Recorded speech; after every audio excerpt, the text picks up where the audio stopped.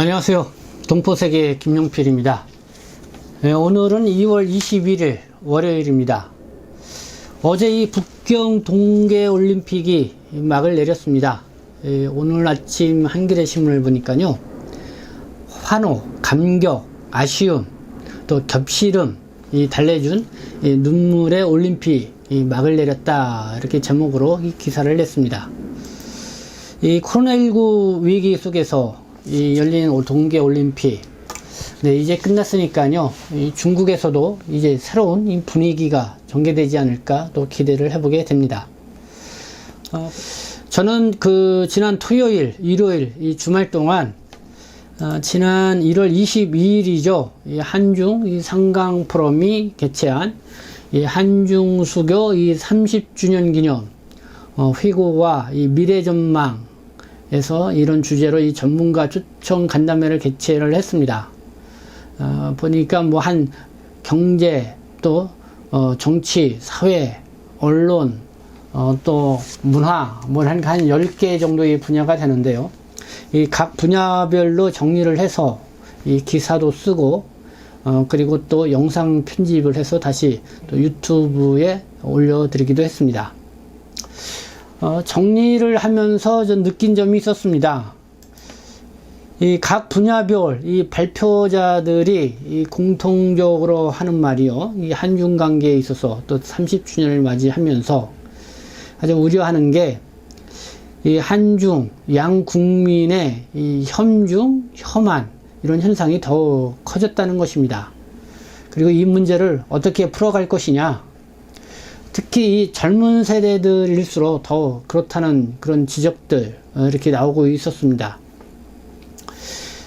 저는 이 차세대를 주제로 발표를 했습니다. 이 한중 이 차세대 이를 좀 바로 알고, 차세대 하면은 한중 관계의 미래 세대라고 할 수가 있죠. 그래서 중요하다고 생각이 드는데요. 이와 관련돼서 제가 이 발표를 했었습니다. 당시 발표를 했던 내용을 그래서 오늘 다시 여러분들에게 좀 정리를 해서 말씀을 드리고자 하고요. 이렇게 함으로써 이 한중수교 30년을 총정리했던 지난 1월 20일 이 한중 상강 포럼, 이거를 좀 정리를 좀 마무리할까 합니다. 그래서 오늘 저의 방송에도 여러분들 많이 관심을 가져주시고, 그리고 또 여러분들 많이 또 여기에 대해서 여러분들의 생각하는 말을 의견을 나눌 수 있는 그런 기회의 장이 됐으면 합니다. 네, 차세대 분야. 제가 이제 발표한 분야인데요. 이 적신호가 켜진 한중 관계, 이 혐오 노름에 빠지지 않도록 해야 한다라는 것이 저희가 주요하게 발표한 내용이 되겠습니다. 그러면 그 발표 내용을 좀 여러분들에게 다시 한번 이렇게 상기해서 말씀을 드리도록 하겠습니다. 이 한중 관계 발전에 있어서 이 차세대의 역할이 중요하다는 것은 두말할 필요가 없을 것이다. 하지만은 현재 온라인상에서 벌어지고 있는 한국과 중국의 이 젊은 세대들 간의 상호, 혐오, 비방 댓글은 심각한 수준에 이르고 있다. 한중수교 30주년을 맞아서 되레 이 한중 관계에 적신호가 켜진 것이 아닌가 우려될 정도이다. 그래서 저는 이 한국 언론 보도를 통해서 이와 같은 현상을 좀 짚어봤습니다. 먼저 이 한국의 MZ세대, 밀리엄 Z세대라고 해서요.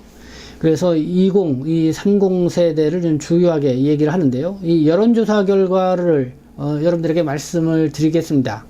한국일보와 이 한국리서치가 지난해 5월 25일에서 27일 실시한 여론조사 결과입니다. 이 북한, 중국, 일본, 미국 등 4개 국가에 대한 이 호감도를 묻는 그런 질문이었습니다. 미국은 호감도가 56.3도, 비교적 높게 나왔는데, 중국 같은 경우는 27.5도, 또 일본이 26.7도, 북한이 29.5도, 그래서 상당히 호감도가 적게 나오는 걸로 볼 수가 있습니다. 그리고 이 국민일보, 여론조사 업체인 글로벌 리서치에 의뢰한 여론조사입니다. 이것도 지난해 6월 9일에서 12일에 실시한 것입니다. 특히 MZ세대를 중심으로 이렇게 여론조사를 실시했는데요. 이 가장 싫어하는 나라, 이 일본보다도 이 중국이라고 이렇게 이 답변한 세대들이 많았습니다. 이 보통 한국 사회에서는 전통적으로 이 일본에 대한 이 반일 감정, 이것이 상당히 안 좋은 걸로 나타났었는데요. 이 MZ 세대들에게는 이 반일 감정보다는 이 반중 감정이 더 높게 나타나고 있다는 것입니다. 그래서 좀 충격적이다, 이렇게 말씀을 드릴 수가 있는데요. 이 한국과 중국의 이 MZ 세대들, 그러니까 2030 세대들, 특히 이 문화 분야에서의 그 갈등 더욱 뚜렷하게 나타나고 있다, 이런 보도입니다. 이 월간조선이요, 2021년 8월호에 한중 문화전쟁과 MZ세대의 반중정서를 게재를 했습니다. 그 내용을 보면은 2015년 이후 일본과는 딱히 이렇게 갈등의 요소가 없었지만은 이 젊은 세대들 간에요, 이 중국과는 크게 벌어졌던 갈등, 바로 이 문화 요소, 이 문화전쟁이라고 이렇게 지적해서 보도를 하고 있습니다. 그리고 최근이죠. 올해 1월 10일경 한국에서 활동 중인 이 걸그룹 에버글로우, 거기에 있는 중국인 멤버 왕일원이 있었는데요. 좀 새해를 맞이해서 이제 한국 팬들에게 이제 인사를 할 때 보통 한국에서는 뭐 자연스럽게 이 큰절을 합니다. 그러나 이 중국인 멤버 왕일원이 이 큰절을 거부를 해서 한참 또 논란이 되기도 했습니다.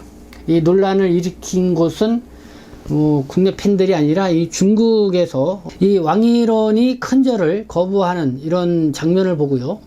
과거에 한국은 중국의 속국이었다고 하면서 엉뚱하게 이 역사 비하가 재점화되기도 하고요.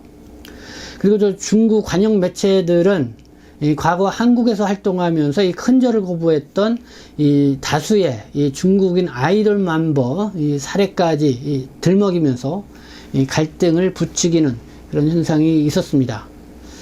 물론 한국에서는 뭐 본인이 굳이 원치 않는다고 하면은 뭐 큰절을 하지 않아도 되죠. 그게 뭐 강요에 의해서 하는 것은 아니죠. 그래서 그것도 뭐 큰절을 하지 않고 서서 이렇게 인사를 하는 거, 그것도 뭐 이상하지 않는데 뭐 가민 반응을 하고 있는 것이 아닌가.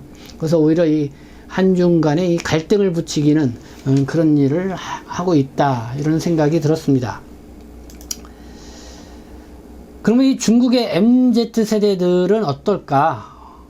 네, 한국 언론에서 주요하게 본 것은 지난해였습니다. 2021년도 이 중국 공산당이 100주년이 되는 해였죠. 그때 이 기념 행사할 때 이 청년들을 주요하게 비췄습니다. 특히 이 공산당에 열광하는 이 중국의 이 젊은이들의 모습, 그 모습이 화면을 아주 채우기도 했는데요. 당시 동아일보 특파원은 이렇게 글을 썼습니다. 주링허우와 리링허우, 그러니까 주링허우는 90년대생, 리링허우는 2000년도생을 얘기를 하죠. 이 주링허우와 리링허우가 중국 공산당 핵심 지지층이라는 사실은 분명하다. 2030대인 이들은 민족주의와 애국주의로 철저히 무장되어 있다. 1989년 천안문 민주화 시위 때 가슴 철렁했던 중국 공산당이 다시는 이런 일이 발생하지 않도록 교육을 강화한 첫 세대인 것이다. 시진핑 주석이 가장 많이 사용하는 중화민족의 위대한 부흥, 중국몽이란 말은 바로 이 주링허우, 리링허우 세대의 피 끓는 가슴을 겨냥한 말이다. 이 한국과 중국의 MZ 세대, 네, 이렇게 뭐 여러 다방면으로 이 충돌이 이루어지고 있는데요. 이 문제를 어떻게 해결할 것이냐. 이와 관련돼서 이 서강대학교 이 중국문화학과의 이우견 교수가요, 한 언론가의 이 토론회장에서 이렇게 이야기한 말을 제가 좀 인용해서 여러분들에게 말씀을 드리도록 하겠습니다. 이우견 교수의 말입니다. 이 한중 상호 혐오는 중국의 MZ세대, 특히 10대로 갈수록 높다. 이 한중 미래를 생각할 때 심각한 문제이다. 이런 상호 혐오는 근본적 치유가 어려워 관리를 잘 해야 한다. 한중 양국의 언론 또 전문가 그룹이 정확한 사실을 지적해야 하고, 또 네티즌의 혐오놀이에 빠져들지 않도록 이렇게 해야 한다. 그러니까 이 젊은 세대들이 이 네티즌의 이 혐오놀이에 빠져들지 않도록 해야 한다는 것이죠. 이 적절한 대응 방안을 마련해야 하고요.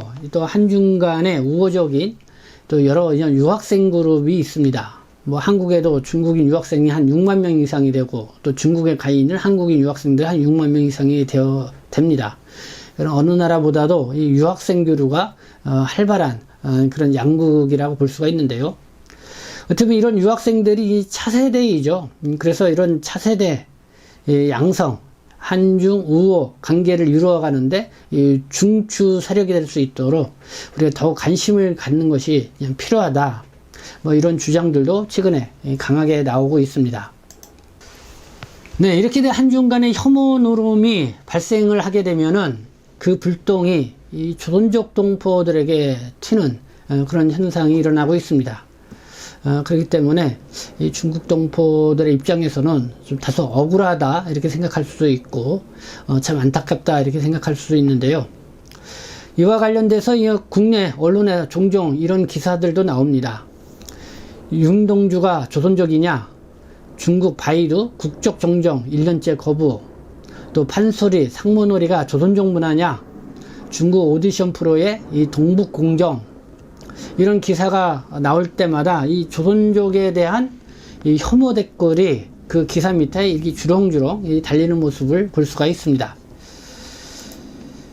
그래서 참 이 한중 관계, 한중 양국민 간의 이렇게 이 혐오 현상은 어떻게 보면은 이 한국 사회와 이 조선족, 이 동포 사회의 갈등을 부추기는 어떻게 보면 그런 부작용으로까지 이렇게 작동을 하고 있다. 이런 생각이 드는데요.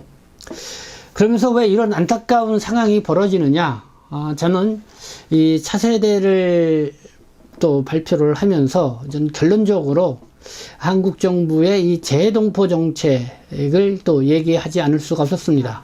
이 한중 간의 갈등에 있어서, 특히 이 문화 갈등에 있어서 이 조선족 사회와 한국 사회에 이렇게 갈등이 발생하는 그 원인, 그리고 결국은 이 한국 정부가 미온적이고 이 차별적인 이 재동포 정책을 펼쳤기 때문에 그런 것이 아니냐.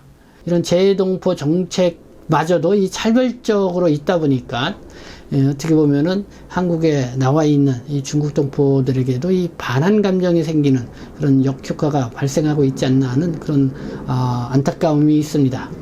그래서 이 재동포 정책을 적극적으로 펼칠 필요가 있다. 그리고 그러지 못하다 보니까 처음에는 뭐 재동포 정책을 이렇게 적극적으로 펼치려고 할 때는 외교적 마찰 뭐 이런 거를 운운을 하면서 좀 소극적, 미온적으로 나왔다고 하는데요. 오히려 그렇게 한 것이 오히려 지금은 한중 관계에 더 뭐랄까 어렵게 만드는, 꼬이게 만드는 그런 결과를 초래하게 된 것은 아니냐라는 그런 지적을 하지 않을 수가 없습니다. 그래서 이 한국 정부가 좀 더 적극적으로 재동포 정책을 펼치고, 그리고 이 국내 체류하고 있는 동포에 대해서 한국 국민들이 온전하게 동포로 인식할 수 있는 그런 정책을 펼쳐야 된다. 이렇게 강조해서 말을 하지 않을 수가 없습니다. 이 차세대 관련돼서 이렇게 여러분들에게 이제 말씀을 좀 드리고 싶고요. 그리고 이번 이 3강 포럼이 한중 수교기 30주년을 맞이하면서 여러 각 분야별 이렇게 총 정리를 하는 아주 뜻깊은 시간을 가졌습니다. 그래서 그 내용을 제가 이 각 분야별로 이렇게 좀 쪼개서 이렇게 기사도 쓰고요. 그리고 유튜브 방송으로도 여러분들에게 이렇게 올려드렸습니다. 그래서 여러분들의 시간 나실 때마다 틈틈이 보시고요. 또 관련돼서 또 여러분들이 또 뭐랄까요, 뭐 하고 싶은 말씀도 해주시고 서로의 소통의 그런 기간을 잡았으면 좋겠습니다. 듣기 싫은 소리라 하더라도 이렇게 서로 소통하고 또 이렇게 하다 보면은 좀 더 뭐 이해의 벽이 이제 높아질 것이라 생각되고요.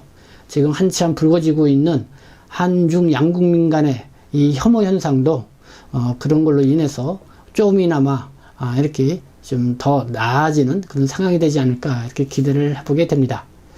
네, 한중수교 30주년을 맞이해서 앞으로 더 활기찬 이 30년이 되기를 희망합니다. 거기에는 우리 중국 동포들의 역할이 무엇보다 중요하다. 다시 한번 생각을 해보고요. 이 동포 여러분들에게 힘내시라 이런 말씀을 드리고 싶습니다. 네, 지금까지 시청해 주셔서 감사합니다. 저는 동포세계심 대표 편집장 김용필이었습니다.